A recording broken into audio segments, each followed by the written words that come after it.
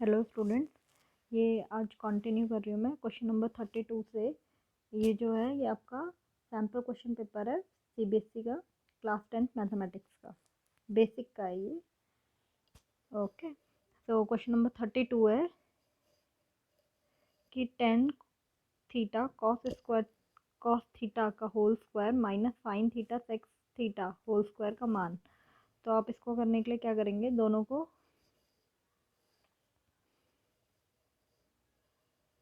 का स्क्वायर जो है वो दोनों की वैल्यू लिख दे। टेन थीटा को आप लिख सकते हो साइन अपॉन कॉस, ठीक है। कॉस को हम लिख सकते हैं 1 अपॉन साइन थीटा। तो यहाँ से साइन थीटा कैंसिल हो जाएंगे, सिर्फ बचेगा cos theta 1 upon cos theta. और क्योंकि स्क्वायर है तो 1 का स्क्वायर 1 ही होता है और कॉस स्क्वायर थीटा आ जाएगा। सेम चीज़ यहाँ है, साइन थीटा को एज इट इज लिख देंगे, सेक को लिख सकते हैं 1 अपॉन कॉस। तो दोनों का स्क्वायर करेंगे तो ये हो जाएगा sine square theta cos square theta. आप देख रहे हो दोनों में नीचे कॉस स्क्वायर थीटा है, कॉस स्क्वायर थीटा है। तो जब आप इसे सॉल्व करेंगे तो ये cos square theta as LCM आ जाएगा। ये बचेगा 1, ये वाला minus this minus and sine square theta. तो 1 minus sine square theta is, ये आपका फॉर्मूला होता है, 1 minus sine square theta is equal to cos square theta. तो आप इसकी जगह पर क्या लिख सकते हैं, कॉस स्क्वायर थीटा यहाँ पर, ठीक है। ये जो चीज़ है आप इसको ये भी लिख सकते हैं, cos square theta upon cos square theta which is equal to 1। तो इसका आंसर जो होगा वो 1 आ जाएगा। ओके, ना इसके बाद जो था क्वेश्चन नंबर 33 है, दो समरूप त्रिभुजों का परिमाप दिया हुआ है तो इनका क्षेत्रफल का अनुपात ज्ञात करना है। इसके लिए आपको थ्योरम पता होनी चाहिए समरूप त्रिभुज वाली। देखो क्या होता है, जो परिमाप होता है दो त्रिभुज का, ठीक है, जो दो त्रिभुजों का परिमाप होता है वो उनकी भुजाओं के अनुपात के बराबर होता है। मतलब जो परिमाप होता है, त्रिभुज अगर समरूप है और उनके जो परिमाप अगर दिए हुए हैं, सपोज करो यहाँ पर हमने ले लिया एक त्रिभुज ले लिया P Q R A B C B sorry एक त्रिभुज ले लिया ए बी सी, ठीक है, और दूसरा त्रिभुज लिया है पी क्यू आर, ठीक है। दोनों का परिमाप पता है हमें, परिमाप P, ठीक है। तो उनके भुजाओं के अनुपात के बराबर होता है, ठीक है, ये एक प्रमेय है। तो देखो दोनों का परिमाप क्या है, एक का 26 है, एक का 39 दिया हुआ है, ठीक है। जब दोनों को काटोगे तो 2/3 आ जाएगा। तो ये किसका अनुपात भी आ जाएगा, भुजाओं का, ठीक है, जो त्रिभुज होंगे उनके भुजाओं का। अब जो ये वाली थ्योरम है, ये वाली प्रमेय है कि जो क्षेत्रफल का अनुपात होता है, त्रिभुज अगर समरूप हो तो उनके जो क्षेत्रफल का अनुपात होता है वो भुजाओं के अनुपात के वर्ग के बराबर होता है, ठीक है। तो यहाँ पर आपको भुजाओं का अनुपात दिया है 2/3, निकाल लिया है आपने यहाँ से।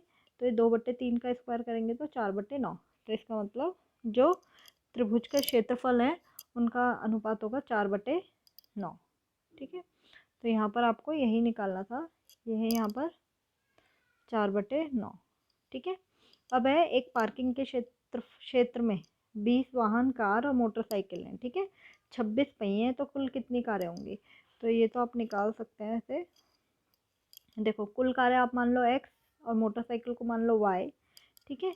जब दोनों वाहन हमें बता रखा है, दोनों वाहन मिलाकर कितने हैं 20, तो x जो थी वो कार है और y जो है वो मोटरसाइकिल है, तो दोनों मिलाकर 20 है।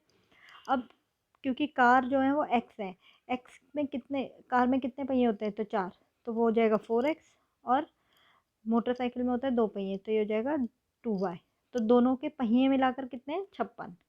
अब इसमें से मैंने 2 कॉमन ले लिया है, यहाँ पे थोड़ा ध्यान से देखना, यहाँ से मैंने 2 कॉमन ले लिया है। तो 2 कॉमन लेने के बाद ये बचेगा आपके पास, यहाँ पर बचेगा 2x और इधर बचेगा y सिर्फ।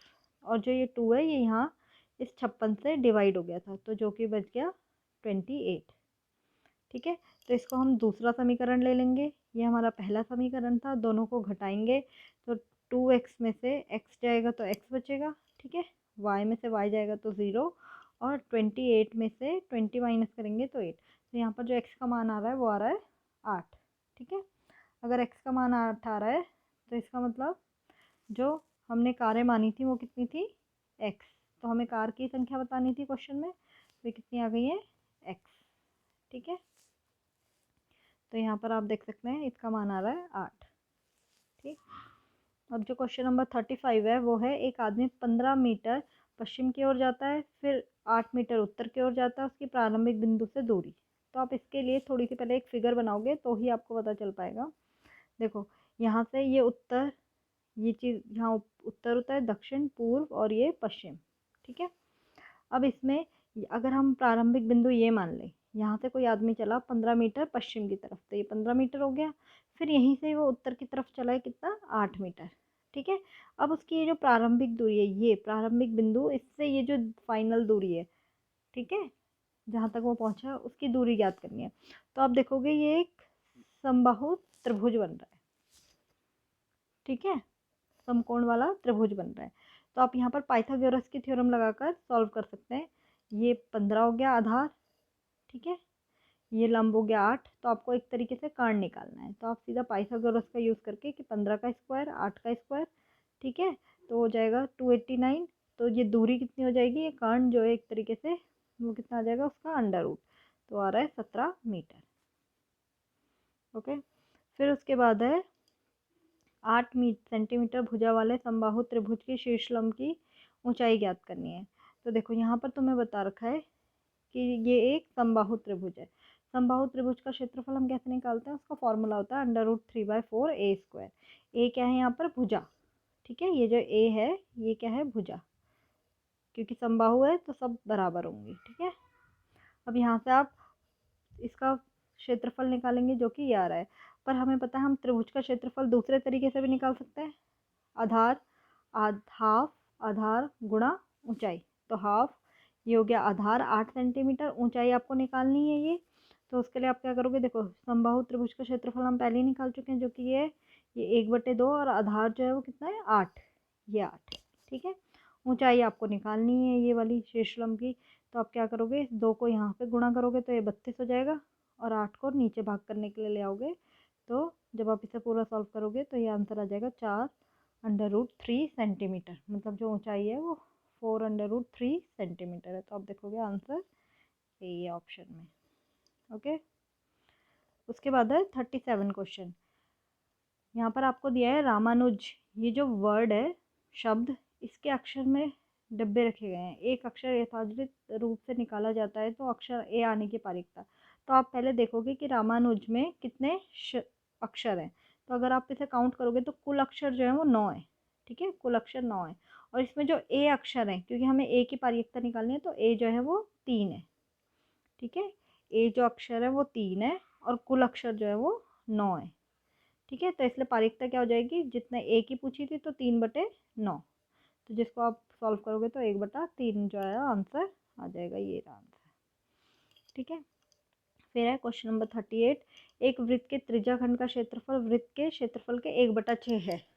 लघु चाप का अंश माप, अंश माप मतलब आपको थीटा निकालना है यहाँ पर, ठीक है। तो आप जब इसे सॉल्व करोगे तो ये है त्रिज्याखंड का क्षेत्रफल क्या दिया हुआ है, 1/6 दिया हुआ है वृत्त के क्षेत्रफल के। तो त्रिज्याखंड का क्षेत्रफल का फॉर्मूला होता है θ/360 πr², और वृत्त का क्षेत्रफल होता है πr²। पाई से पाई कैंसिल कर दोगे, r² से r², ठीक है। तो बचेगा क्या, देखो ये सारा कैंसिल हो जाएगा, बचेगा θ/360 और 1/6। जब आप इस एक से 360 को गुणा करोगे तो थीटा यहीं रह जाएगा, ठीक है।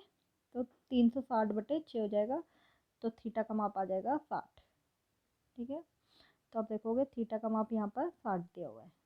फिर अब जो क्वेश्चन नंबर 39 है वो है, एक ऊर्ध्वाधर छड़ी 20 मीटर लंबी ज़मीन पर 10 मीटर लंबी छाया डालती है। उसी समय एक टावर ज़मीन पर 50 मीटर लंबी छाया डालता है, तो टावर की ऊंचाई।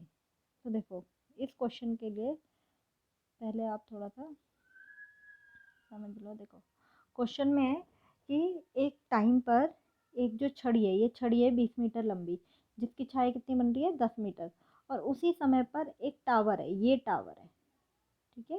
टावर कौन सा है, ये टावर भी इतनी 50 मीटर लंबी छाया डाल रहा है। तो देखो दोनों जो है ये एक समरूप त्रिभुज है, ठीक है, समकोण त्रिभुज है तो ये समरूप त्रिभुज है। तो इनकी भुजाएं क्या होंगी, अनुपात में, ठीक है, इनकी भुजाएं होंगी अनुपात में। तो अगर हम इसे लें 20/10, मतलब ये वाली भुजा 20 और ये वाली भुजा 10, तो ये वाली भुजा हमें पता नहीं है जो कि टावर की ऊंचाई है, ठीक है, और ये भुजा हमें पता है 50 है। हम इसको इससे गुणा कर देंगे, ठीक है। मतलब 50 को 20 से और 10 से फिर भाग करेंगे तो कितना आंसर आ जाएगा, 100। तो इसका मतलब टावर की ऊंचाई कितनी हो जाएगी, 100। ठीक है, तो यहाँ पर जो टावर की ऊंचाई दी है वो है 100, ये वाली। ठीक, उसके बाद है क्वेश्चन नंबर 40 में देखो, यहाँ पर आपको दिया हुआ है 2 समीकरण दिए हुए हैं और उनके हल निकालने हैं। तो आप देखोगे ये समीकरण आपको काफ़ी बड़े बड़े दिख रहे होंगे। इसका एक यही ऑप्शन है, या तो आप इनकी वैल्यूज़ एक एक करके, जैसे एक्स की वैल्यू 2 और 1 यहाँ पर पुट कर लो। इसको सेटिस्फाइड कर रही है तो फिर इसको भी देखो, अगर दोनों को कर रही है तो ये यही सॉल्यूशन हो जाएगा, पर आप देखोगे ऐसा नहीं है। ठीक है, बाकी सॉल्व करने के लिए आपको क्या करना है, इसको देखो, आप 2 विधियां हैं आपके पास, आप दोनों में से कोई भी विधि भी लगा सकते हो और आप इस तरीके से भी कर सकते हो। देखो, आप देखोगे कि दोनों को जमा करने पर 80 आ रहा है ना, और इन दोनों को जमा करने पे क्या आ रहा है, 240। इसको थोड़ा सा सॉल्व करोगे तो 80 कॉमन आ जाएगा, जिसको कि हम किससे भाग कर देंगे, 240 से, तो कितना आ जाएगा, 3। तो मतलब एक समीकरण तो आपके पास ये बन जाएगा, x प्लस वाई बराबर में 3। ठीक है, अब ऐसे ही जब इन दोनों समीकरण को आप घटा करोगे तो आप देखोगे आपके पास जो है वो आंसर ये आ रहा होगा, ये समीकरण बन रहा होगा। तो ये आपके पास दूसरी समीकरण आ जाएगी। जब आप ये जो 3 और 4 जो समीकरण है इसको सॉल्व करोगे कोई भी विधि से, तो आपके पास एक्स और वाई की वैल्यू आ जाएगी। ओके स्टूडेंट्स, अगर आपको कोई भी क्वेरी है इन क्वेश्चंस में तो आप मुझसे पूछ सकते हैं।